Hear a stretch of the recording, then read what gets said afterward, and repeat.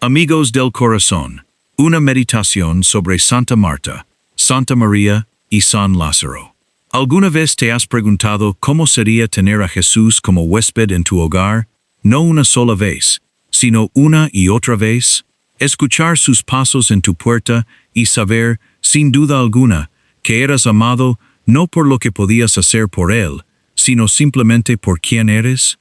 Existe un pequeño pueblo en las afueras de Jerusalén, resguardado en la ladera oriental del Monte de los Olivos, donde esto no era una simple posibilidad, sino un recuerdo real.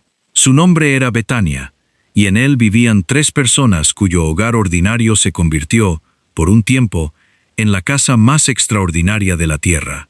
Marta, quien servía; María, quien se sentaba a escuchar; Lázaro, quien murió y fue llamado de vuelta desde la tumba por su propio nombre. Hoy la Iglesia los recuerda juntos, en una sola fiesta, porque sus vidas realmente no pueden separarse una de la otra. Y quizás, si somos honestos, tampoco pueden separarse de nosotros.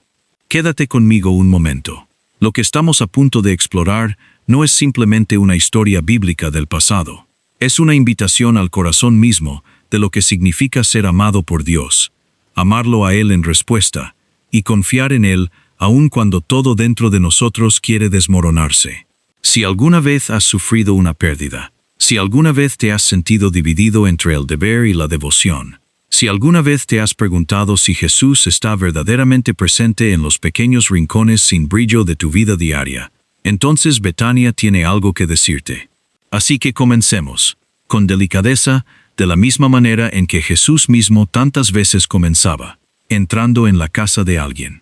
Una palabra rápida antes de comenzar. Antes de adentrarnos más en esta reflexión, si sientes que estas meditaciones alimentan tu alma, te pido que te tomes un momento para suscribirte a este canal y para darle me gusta a este video.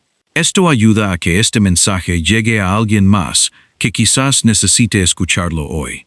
Y si algún pensamiento en particular despierta algo en ti, por favor deja un comentario. Me encantaría saber cómo el Señor te está hablando a través de la familia de Betania. Ahora, continuemos. La casa de Betania. Lo que la Escritura realmente nos dice. Los Evangelios nos presentan 3 escenas vívidas en Betania, y cada una revela algo distinto sobre el corazón humano en relación con Dios. La primera escena, que se encuentra en el Evangelio de Lucas, es engañosamente sencilla. Jesús entra en un pueblo, y una mujer llamada Marta lo recibió en su casa. Su hermana María se sienta a los pies del Señor, escuchando su enseñanza, mientras Marta se ocupa con muchos quehaceres. Marta, comprensiblemente agobiada, se acerca a Jesús con una queja que muchos de nosotros hemos sentido en lo más profundo. Señor, ¿no te importa que mi hermana me haya dejado sirviendo sola? Dile, pues, que me ayude.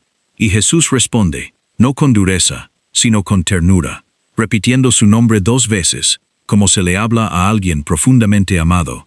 Marta, Marta, estás afanada y turbada con muchas cosas, pero solo una cosa es necesaria. Y María ha escogido la buena parte, la cual no le será quitada. La segunda escena proviene del Evangelio de Juan, y es uno de los pasajes más desgarradores y a la vez más llenos de esperanza de toda la Escritura. Lázaro, el hermano de Marta y María, cae enfermo. Las hermanas envían a decir a Jesús, no una exigencia, sino una simple afirmación de confianza: Señor, el que amas está enfermo. Y aquí hay algo que vale la pena considerar en silencio por un momento. Jesús no se apresura. Se queda donde está 2 días más. Para cuando llega a Betania, Lázaro ya lleva 4 días muerto. Marta sale a su encuentro en el camino, con su dolor mezclado con una fe inquebrantable. Señor, si hubieras estado aquí, mi hermano no habría muerto. Mas también sé que todo lo que pidas a Dios, Dios te lo dará. Lo que sigue es una de las conversaciones teológicas más profundas del Nuevo Testamento, en la cual Jesús le declara, yo soy la resurrección y la vida. El que cree en mí, aunque esté muerto, vivirá. Y todo aquel que vive y cree en mí no morirá eternamente. ¿Crees esto? Y Marta, llorando, afligida, sin todas las respuestas, aún así responde que sí. Sí, Señor. Yo he creído que tú eres el Cristo, el Hijo de Dios, que has venido al mundo. Luego llega María también. Se postra a sus pies, con las mismas palabras que había dicho su hermana, y Jesús, al verla llorar a ella y a los que la acompañaban, se conmovió en espíritu y se turbó. Pregunta dónde han puesto a Lázaro. Y entonces llegan las palabras más breves y quizás más tiernas de toda la Escritura. Jesús lloró. No porque dudara de lo que estaba a punto de hacer, sino porque entró plenamente en el dolor humano, porque el duelo es real y el amor se conduele. Luego, ante la tumba, ordena: «Lázaro, ven fuera», y el hombre muerto sale caminando, todavía envuelto en sus vendas. La tercera escena, 6 días antes de la Pascua en la cual Jesús sería crucificado, nos trae de vuelta a Betania una última vez. Se ofrece una cena en honor a Jesús. Marta sirve, como siempre lo hace, su devoción nunca puesta en duda, solo su ansiedad corregida anteriormente. Lázaro está reclinado a la mesa, prueba viviente de lo que Jesús puede hacer. Y María toma una libra de perfume caro, de nardo puro, y unge los pies de Jesús, secándolos con sus cabellos, llenando la casa con la fragancia. Cuando Judas se queja del desperdicio, Jesús la defiende. «Déjala, para el día de mi sepultura ha guardado esto». 3 escenas, 3 revelaciones del corazón, y juntas forman una de las imágenes más completas en toda la Escritura sobre lo que significa ser amigo de Dios. Lo que la Iglesia nos enseña, a través de Betania. Ahora bien, ¿por qué la Iglesia otorga a estos 3, Marta, María y Lázaro, una memoria compartida? No es simplemente por conveniencia o economía del calendario litúrgico, es porque la Iglesia siempre ha reconocido, en la casa de Betania, un icono de toda la vida cristiana unida en un solo cuadro. Consideremos primero lo que Marta nos enseña. Durante siglos, algunos lectores del Evangelio de Lucas malinterpretaron las palabras de Jesús hacia ella como una reprimenda al servicio activo en sí mismo, como si servir a los demás fuera de algún modo inferior a la oración contemplativa. Pero esto no es lo que la Iglesia ha entendido, y ciertamente no es lo que Jesús quiso decir. Nunca se le dice a Marta que deje de servir. No se la condena por su hospitalidad, su trabajo o su amor expresado a través de sus manos, sus pies y una mesa abundante.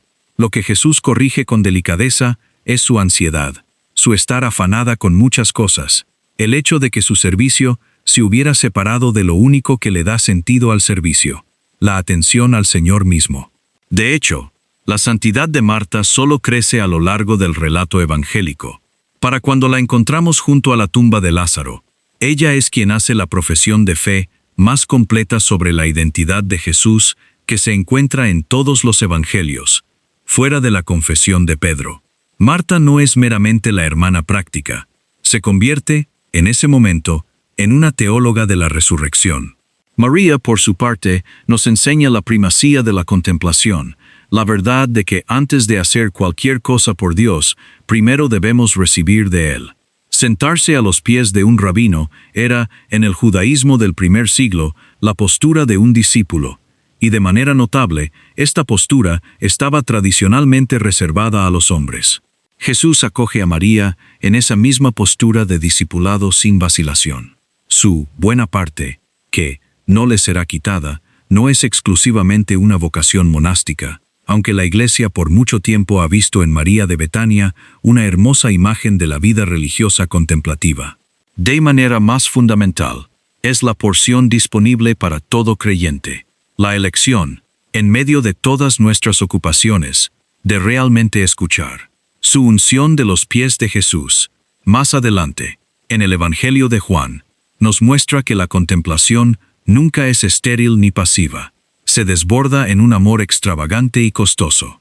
Y Lázaro nos enseña algo casi demasiado grande para contener, que Jesucristo tiene poder sobre la muerte misma, y que este poder no es abstracto ni teórico, sino personal, particular y llamado por nombre. Jesús no resucitó a un muerto.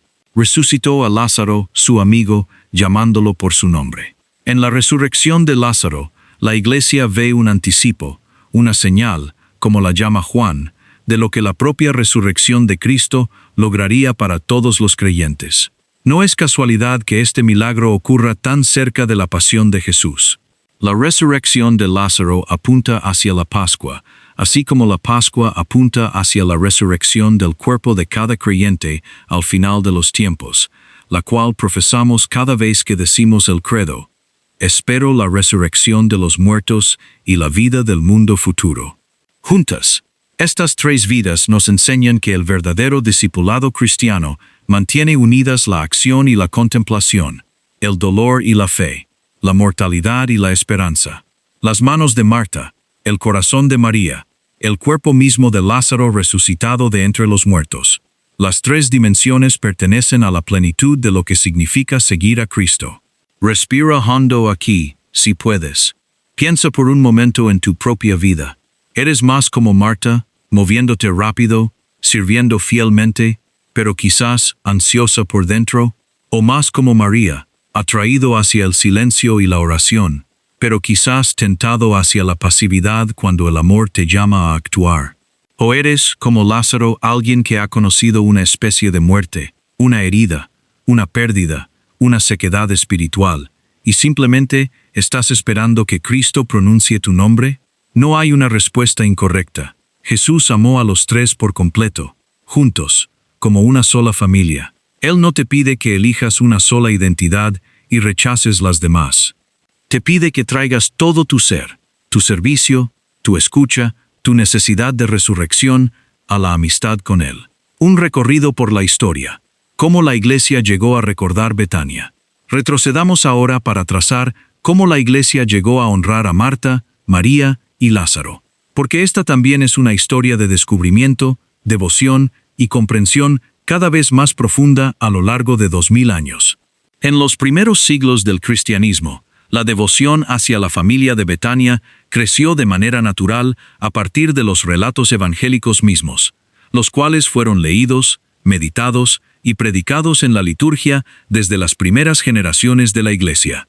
Los padres de la Iglesia, figuras como Orígenes en el siglo III y más tarde Agustín de Hipona y Juan Crisóstomo, escribieron extensamente sobre la resurrección de Lázaro, viendo en ella una de las señales más claras del cumplimiento del Antiguo Testamento respecto a la autoridad divina de Cristo sobre la vida y la muerte. Agustín, en particular, predicó repetidamente sobre Marta y María, desarrollando lo que se convertiría en el marco clásico de la Iglesia para entender la vida activa y la vida contemplativa como vocaciones complementarias en lugar de opuestas. Para Agustín, Marta representaba el peregrinaje de la Iglesia en este mundo, trabajando, sirviendo, obrando la salvación en el tiempo, mientras que María representaba el descanso eterno que espera a los creyentes en el mundo venidero, cuando todo trabajo dará paso a la pura contemplación de Dios cara a cara. Ambas son buenas, ambas son necesarias, pero la porción de María mira hacia lo que no tiene fin. Para la época medieval, la devoción hacia los hermanos de Betania se había profundizado considerablemente, especialmente en la Europa occidental, donde se desarrolló una rica leyenda, aunque históricamente no verificada, que afirmaba que Marta, María y Lázaro habían viajado por mar hasta la región de Provenza, en el sur de Francia, después de la persecución de los cristianos en Jerusalén, evangelizando la región antes de sus muertes. Aunque la Iglesia nunca ha respaldado oficialmente esta leyenda como hecho histórico, y la erudición moderna la considera tradición piadosa más que historia verificada, no obstante da testimonio de cuán profundamente los fieles de aquella época anhelaban sentirse conectados con estas figuras evangélicas, imaginando que su santidad seguía dando fruto mucho después de los eventos registrados en el Evangelio de Juan. Las devociones locales florecieron en pueblos como Tarascón, donde Marta era venerada como patrona, y la imaginación medieval pobló Provenza con santuarios y leyendas asociadas a la familia de Betania. Marta, en particular, se asoció estrechamente en el arte y la devoción cristiana con la hospitalidad, el servicio doméstico y lo que los teólogos medievales llamaban la vida activa de la caridad. Fue, y sigue siendo, patrona de cocineros, meseros, amas de casa y todos quienes trabajan de manera humilde y oculta para cuidar de otros. Esto no es cosa menor. En una época, tanto medieval como moderna, que tan a menudo mide el valor por la visibilidad y el logro, la Iglesia presenta a Marta como una mujer cuya santidad se encontró precisamente en el trabajo poco glamoroso de la hospitalidad ofrecido con amor. Durante un largo periodo de la historia de la Iglesia, Marta, María y Lázaro fueron conmemorados en días separados. Y hubo incluso, por siglos, una confusión persistente pero equivocada en la tradición occidental entre María de Betania y María Magdalena, así como la mujer pecadora sin nombre en el Evangelio de Lucas que unge los pies de Jesús con lágrimas. Esta confusión, popularizada por una homilía del Papa Gregorio Magno en el siglo VI, moldeó el arte, la liturgia y la piedad popular occidental durante más de 1000 años. Fue únicamente a través del cuidadoso estudio bíblico del siglo XX, prestando mayor atención a los textos evangélicos distintos, que la Iglesia clarificó que se trataba de 3 mujeres separadas. María Magdalena, de quien fueron expulsados 7 demonios, y quien fue la primera testigo de la resurrección, la mujer pecadora sin nombre de Lucas 7, y María de Betania, hermana de Marta y Lázaro. Este es un hermoso ejemplo de cómo la Iglesia, guiada por el estudio cuidadoso y el trabajo continuo de la reflexión teológica bajo la guía de su autoridad magisterial, puede refinar y corregir incluso tradiciones populares muy arraigadas, sin que esto disminuya en absoluto la santidad de quienes son honrados. La verdad le importa a la Iglesia, no como un tecnicismo frío, sino porque conocer bien la historia nos ayuda a amar a las personas reales que Cristo amó. Esta clarificación finalmente dio fruto en el plano litúrgico. En el año 2021, la Congregación para el Culto Divino y la Disciplina de los Sacramentos, bajo el pontificado del Papa Francisco, decretó formalmente que la memoria del 29 de julio, previamente dedicada solamente a Marta, se ampliaría para incluir también a María y Lázaro.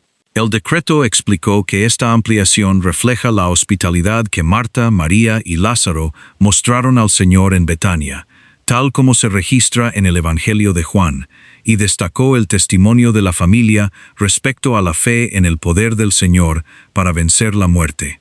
La decisión del Vaticano fue notable por su calidez. No fue un mero ajuste técnico, sino una decisión pastoral pensada para ayudar a los fieles a ver, de una sola vez, la plenitud del testimonio de esta familia. Hospitalidad, contemplación, amistad con Cristo y esperanza en la resurrección, todo unido en una sola familia, una sola fiesta, un solo hogar de fe. Vidas que resuenan con Betania, santos que recorrieron este mismo camino. La doctrina se vuelve luminosa cuando la vemos encarnada en carne y hueso, y la historia de la Iglesia rebosa de hombres y mujeres cuyas vidas resuenan de manera notable con la casa de Betania. Consideremos a la misma Santa Marta, cuya fiesta esta memoria ahora compartida sigue honrando de manera especial. Más allá del relato evangélico, la antigua tradición litúrgica de la Iglesia la recuerda como una mujer de hospitalidad inquebrantable y fe profunda, alguien cuyo servicio a los demás nunca se separó de su amor por Cristo. Hay una razón por la cual cocineros, posaderos, amas de casa y todos los que sirven tras bambalinas la han reclamado como su patrona durante siglos. Su santidad dice algo contracultural incluso ahora, que Dios no necesita que abandonemos nuestras responsabilidades ordinarias para ser santos. Necesita que lo llevemos a Él dentro de ellas. Pensemos también en San Martín de Porres, el hermano lego peruano de la Orden Dominicana del siglo XVII, hijo de un noble español y una mujer africana anteriormente esclavizada, quien pasó su vida en un servicio humilde y oculto, barriendo pisos, cuidando enfermos, atendiendo animales, alimentando a los pobres en la puerta del convento. A Martín se le ofrecieron oportunidades de ascender dentro de la vida religiosa, pero eligió consistentemente la humildad y el servicio oculto por encima del reconocimiento. Se le recuerda como un hombre que, al igual que Marta, transformó el trabajo doméstico ordinario en un acto de profunda santidad, viendo a Cristo en cada mendigo que llamaba a la puerta y en cada herida que curaba. Cuando Martín fue canonizado en 1962, la Iglesia lo presentó precisamente como ejemplo de que la santidad muchas veces se parece a barrer un piso con amor, más que a realizar algún acto dramático y visible de heroísmo. O consideremos a Santa Teresa de Lisieux, la joven carmelita francesa, cuya espiritualidad entera, lo que ella llamó su caminito, se construyó haciendo pequeñas cosas ocultas, con inmenso amor, muy parecido al servicio silencioso de Marta, mientras a la vez cultivaba una profunda unión interior con Cristo, muy parecido a la escucha contemplativa de María.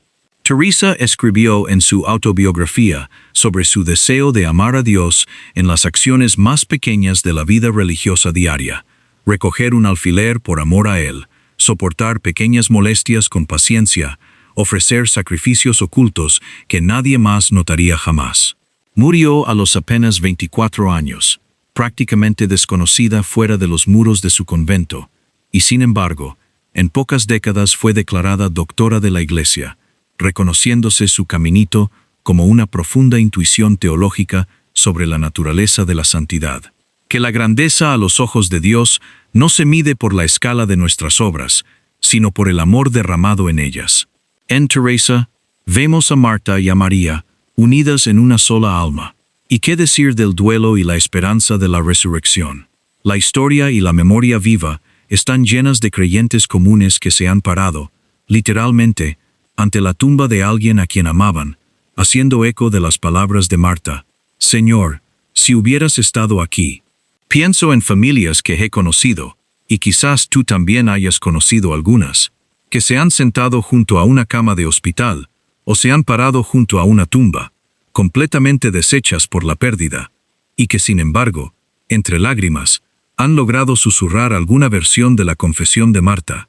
Aún así, creo. Esto no es una negación del duelo.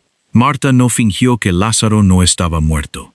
Ella se afligió plena y verdaderamente, pero su dolor no tuvo la última palabra. Su fe sí la tuvo.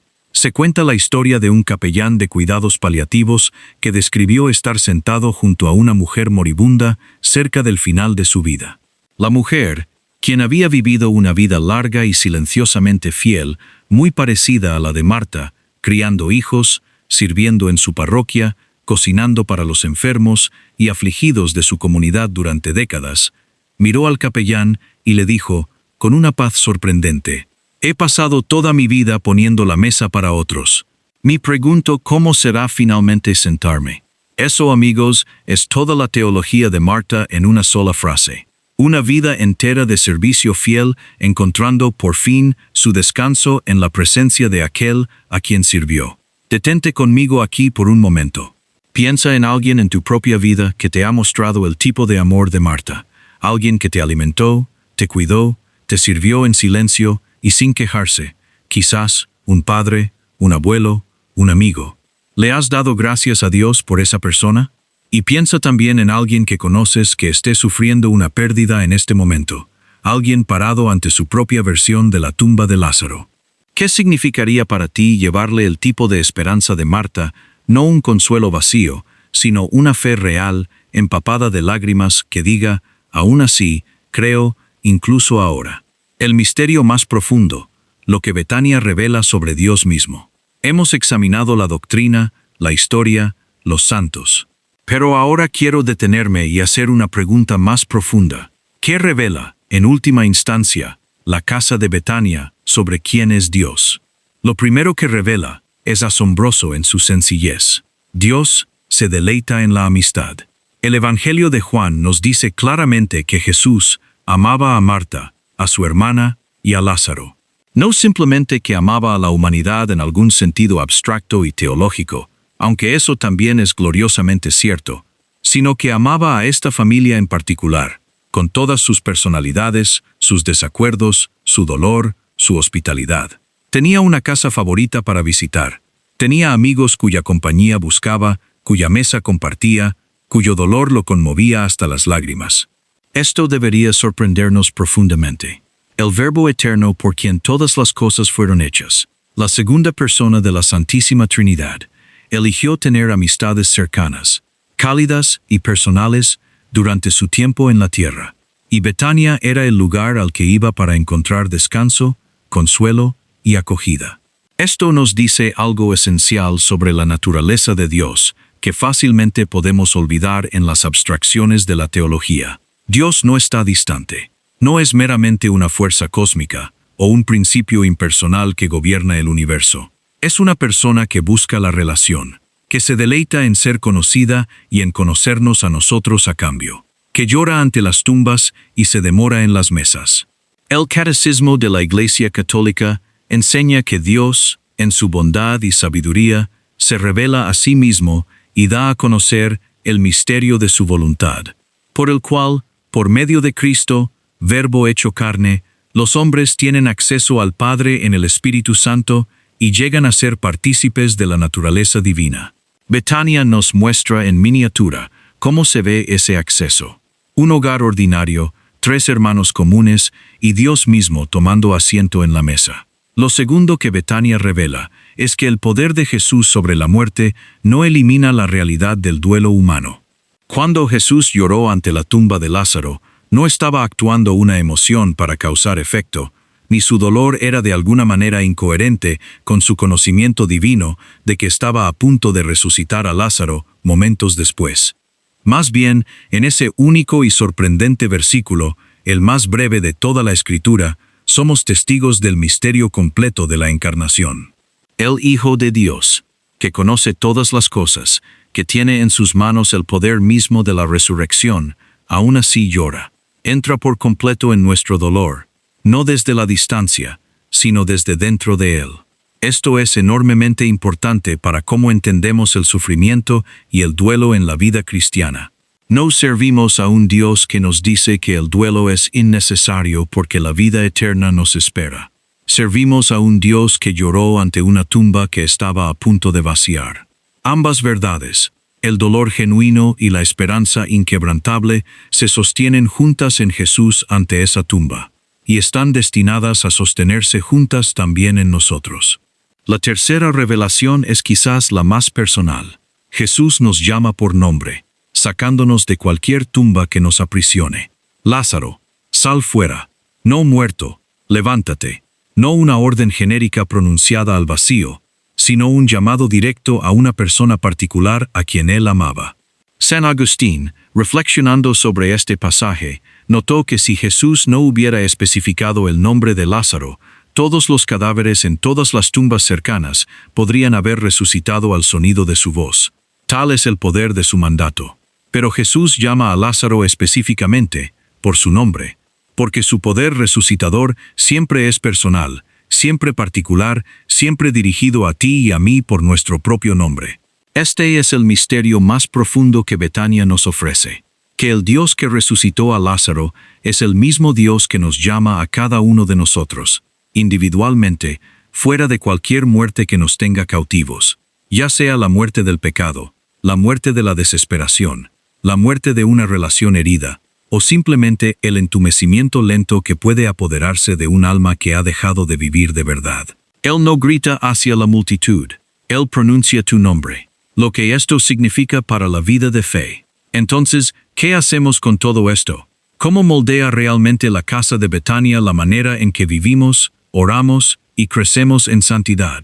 Primero, Marta nos enseña que nuestro trabajo diario, por más ordinario que sea, puede convertirse en una ofrenda. No necesitas abandonar tu empleo, tus responsabilidades domésticas, tus deberes hacia tu familia y comunidad para poder ser santo. Lo que necesitas hacer es lo que Marta eventualmente aprendió a hacer: llevar tu ajetreo a una relación consciente con Cristo. Esto podría verse como comenzar tu jornada laboral con una breve oración de ofrecimiento. Señor, te entrego este día, estas tareas, este servicio. O hacer una pausa en medio de una tarde agitada para recordar, aunque sea por 30 segundos, que Cristo está presente en lo que estás haciendo. La meta no es dejar de servir. La meta es dejar de servir con ansiedad, como si todo dependiera únicamente de nosotros, y en cambio, servir en paz, confiando en que lo único necesario es permanecer arraigado en Cristo aún mientras nuestras manos siguen ocupadas. Segundo, María nos enseña la importancia innegociable de la oración contemplativa, tiempo real dedicado simplemente a sentarnos en la presencia de Dios, escuchando en lugar de hablar, recibiendo en lugar de producir.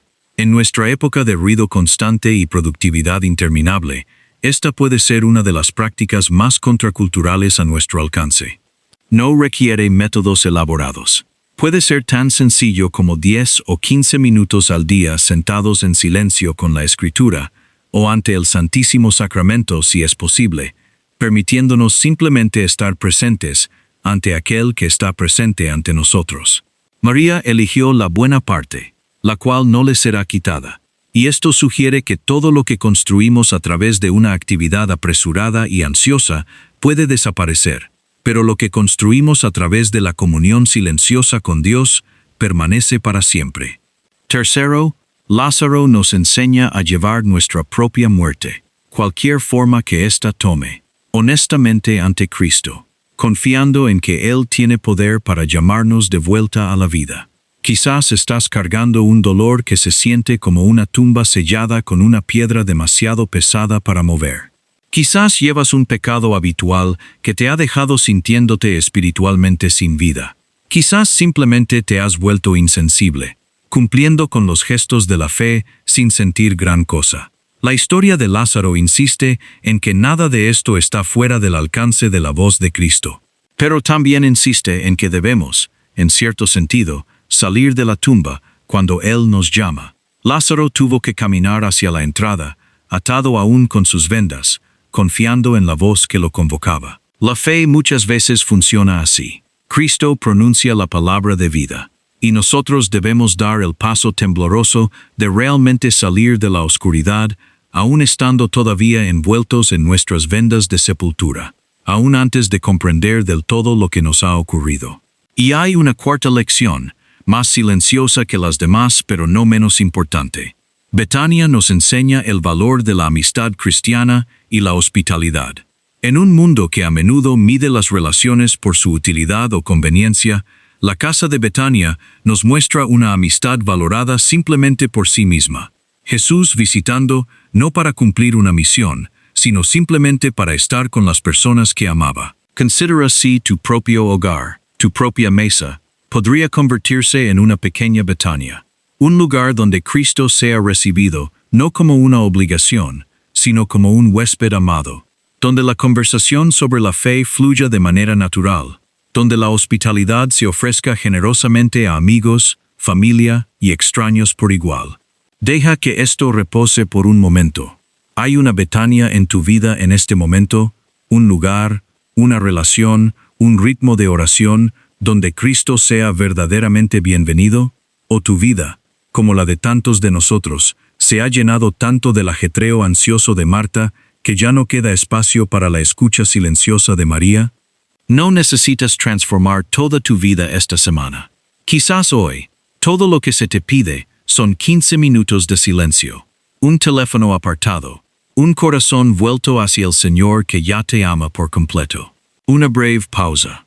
Antes de avanzar hacia las reflexiones finales de esta meditación, quiero pedirte una vez más, con delicadeza, no como una interrupción, sino como una invitación sincera, que si esta reflexión ha sido significativa para ti, consideres suscribirte a este canal para que futuras meditaciones como esta te lleguen, y que te tomes un momento para darle me gusta a este video, para que pueda llegar a otros que están buscando, tal como quizás tú también has estado buscando.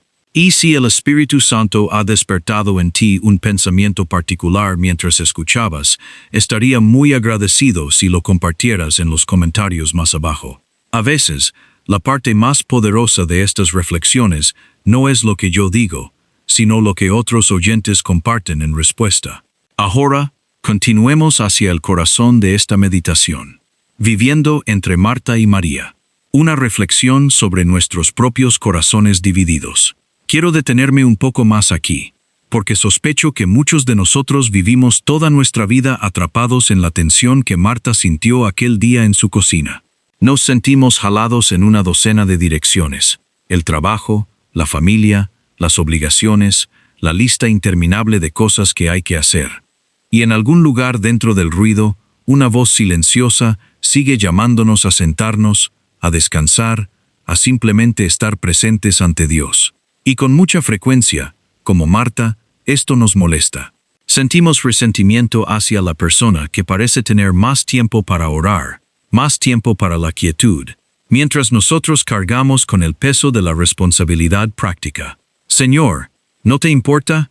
Es una oración que muchos de nosotros hemos hecho, quizás sin siquiera darnos cuenta. Un clamor de corazones fieles y agotados que se sienten invisibles en su trabajo. Lo hermoso de la respuesta de Jesús es que Él no descarta el trabajo de Marta como algo sin importancia, ni le dice que abandone sus responsabilidades. Simplemente la invita a soltar su ansiedad, a dejar de estar afanada con muchas cosas, y a recordar la única cosa que verdaderamente importa. Creo que esta es una de las piezas más prácticas de sabiduría espiritual en todo el Evangelio. No se trata de que debamos elegir entre la acción y la contemplación, sino de que nuestra acción debe estar arraigada en la contemplación, o de lo contrario, se volverá quebradiza, resentida y agotadora. Existe un tipo de servicio que fluye de la ansiedad, del temor de que si dejamos de movernos, todo se derrumbará, de que nuestro valor depende enteramente de nuestra productividad. Y existe otro tipo de servicio que fluye del amor, de un conocimiento sereno y seguro de que somos sostenidos por Dios incluso en nuestro ajetreo, de que nuestro valor nunca estuvo en duda desde el principio. La transformación de Marta a lo largo del relato evangélico, desde la mujer ansiosa en el relato de Lucas hasta la mujer que hace una profunda confesión de fe ante la tumba de su hermano en el relato de Juan, sugiere que ella aprendió esta lección.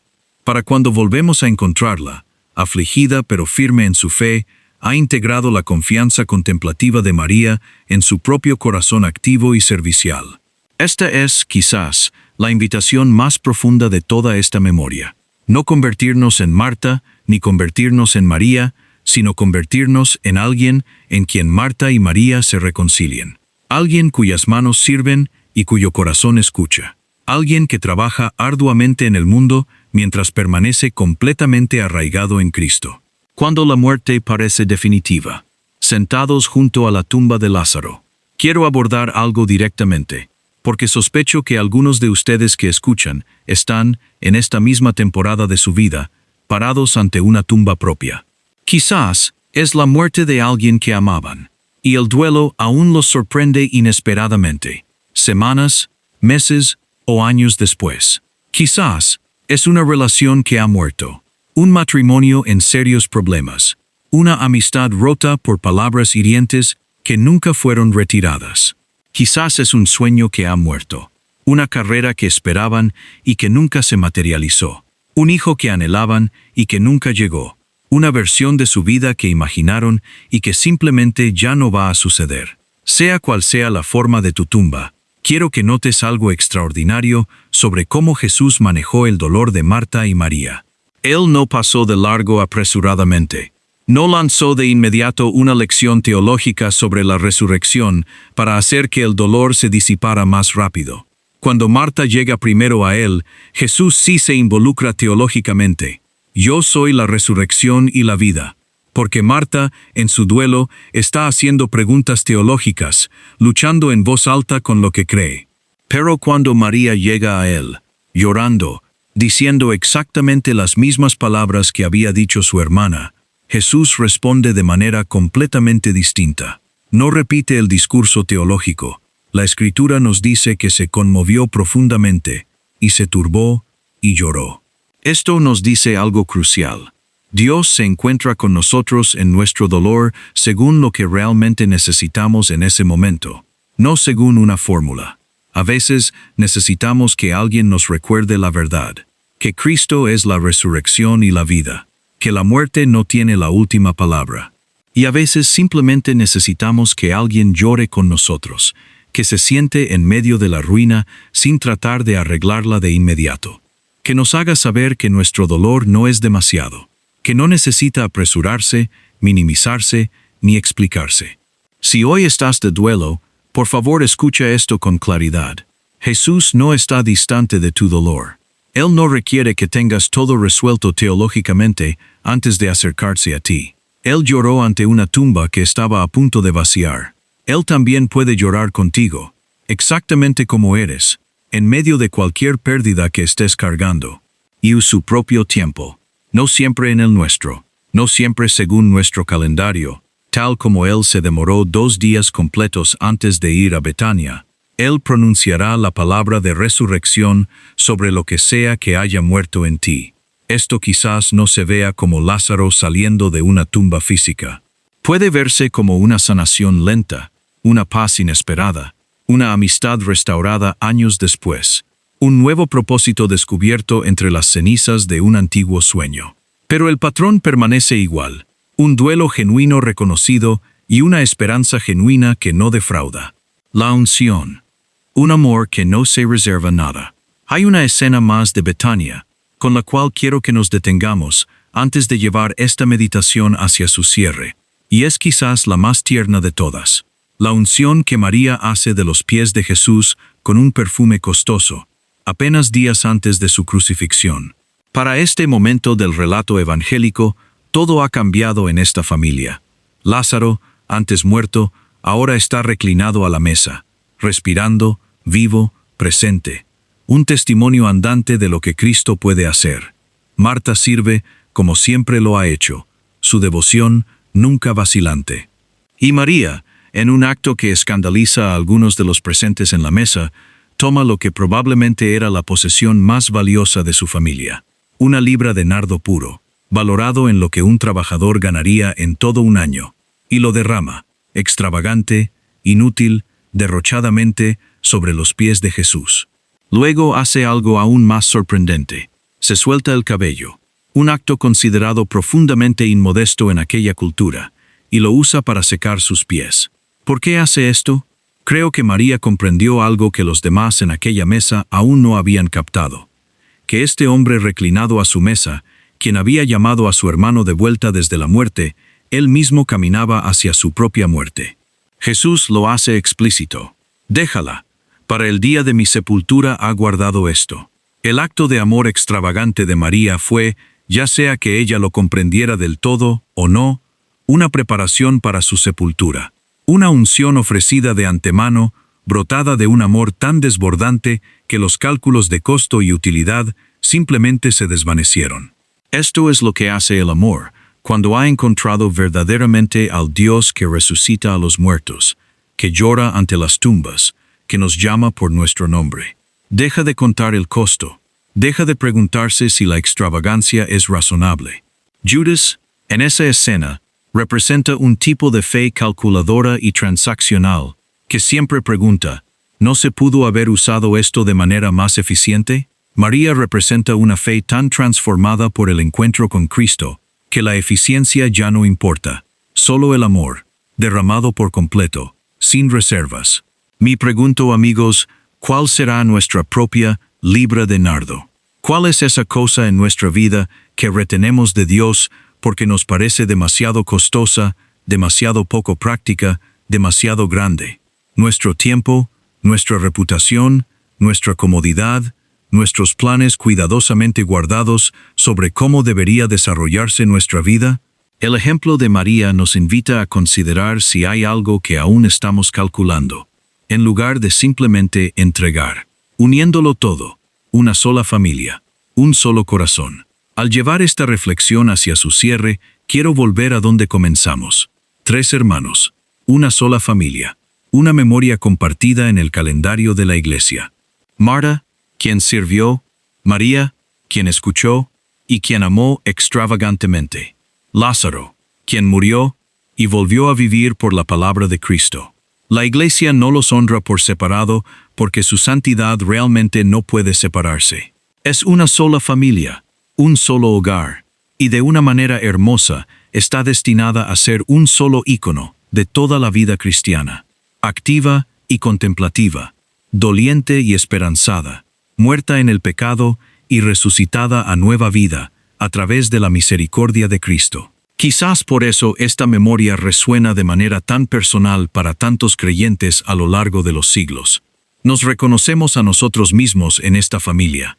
Hemos sido Marta, ansiosos y sobrecargados, preguntándonos si alguien nota nuestro trabajo. Hemos sido María, anhelando la quietud, a veces de manera egoísta, pero finalmente eligiendo la buena parte. Hemos sido Lázaro, atados en vendas de nuestra propia creación, esperando, a veces sin siquiera saber que estamos esperando, que una voz nos llame de vuelta a la vida. Y a través de todo esto, Jesús ama a esta familia.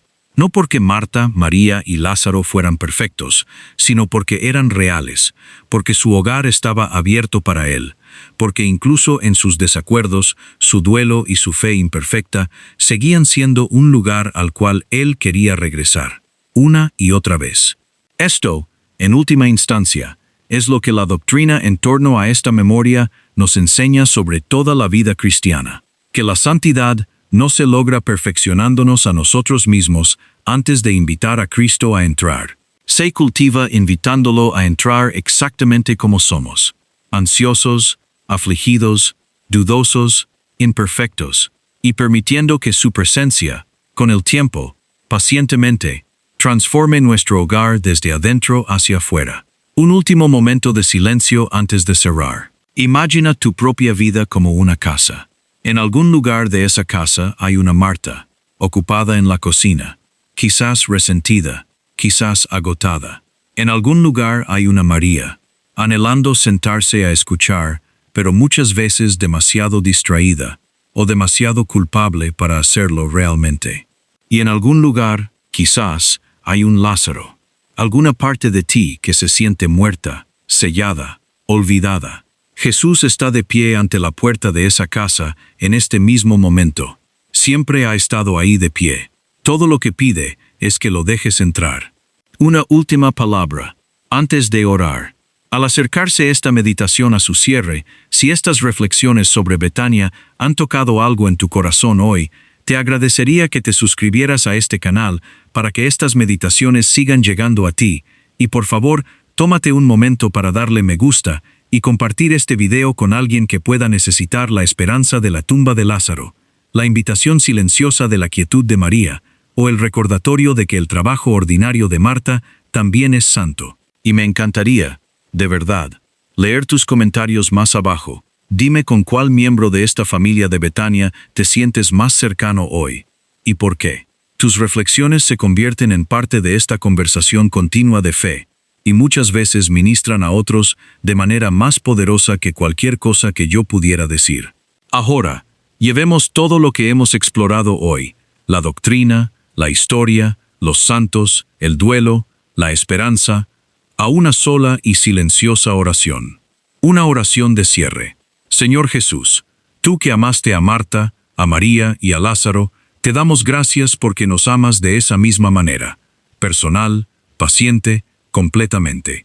Enséñanos, como a Marta, a servir sin ansiedad, confiando en que nuestro trabajo está seguro en tus manos, y que lo único necesario es simplemente permanecer arraigados en ti aún en medio de nuestro ajetreo. Enséñanos, como a María, a elegir la buena parte, a sentarnos en silencio a tus pies, a escuchar cuando el mundo que nos rodea insiste en un ruido constante, y a amarte extravagantemente, sin calcular el costo. Y para aquellos de nosotros que sentimos, en alguna parte de nuestro corazón, ser como Lázaro, atados, sin vida, sellados tras una piedra demasiado pesada para mover por nosotros mismos, pronuncia nuestro nombre, Señor, como pronunciaste el suyo. Llámanos a salir de cualquier tumba que nos aprisione.